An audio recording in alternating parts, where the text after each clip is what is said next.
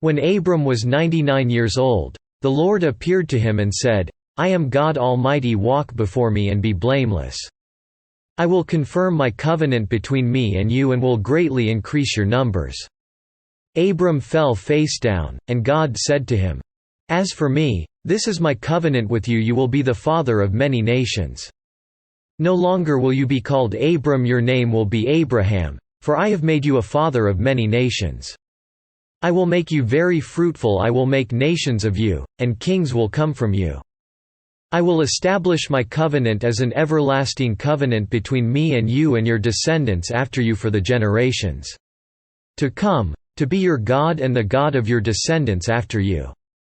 The whole land of Canaan, where you are now an alien, I will give as an everlasting possession to you and your descendants after you, and I will be their God." Then God said to Abraham, "As for you, you must keep my covenant, you and your descendants after you for the generations to come. This is my covenant with you and your descendants after you, the covenant you are to keep: every male among you shall be circumcised. You are to undergo circumcision, and it will be the sign of the covenant between me and you. For the generations to come, every male among you who is 8 days old must be circumcised, including those born in your household or bought with money from a foreigner, those who are not your offspring. Whether born in your household or bought with your money, they must be circumcised. My covenant in your flesh is to be an everlasting covenant. Any uncircumcised male, who has not been circumcised in the flesh, will be cut off from his people, he has broken my covenant." God also said to Abraham, "As for Sarai your wife, you are no longer to call her Sarai, her name will be Sarah. I will bless her and will surely give you a son by her. I will bless her so that she will be the mother of nations, kings of peoples will come from her." Abraham fell face down, he laughed and said to himself, "Will a son be born to a man 100 years old? Will Sarah bear a child at the age of 90? And Abraham said to God, "If only Ishmael might live under your blessing."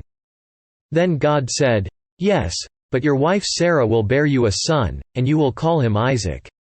I will establish my covenant with him as an everlasting covenant for his descendants after him. And as for Ishmael, I have heard you, I will surely bless him, I will make him fruitful and will greatly increase his numbers. He will be the father of 12 rulers, and I will make him into a great nation. But my covenant I will establish with Isaac, whom Sarah will bear to you by this time next year." When he had finished speaking with Abraham, God went up from him. On that very day Abraham took his son Ishmael and all those born in his household or bought with his money, every male in his household, and circumcised them, as God told him. Abraham was 99 years old when he was circumcised. And his son Ishmael was 13. Abraham and his son Ishmael were both circumcised on that same day. And every male in Abraham's household, including those born in his household or bought from a foreigner, was circumcised with him.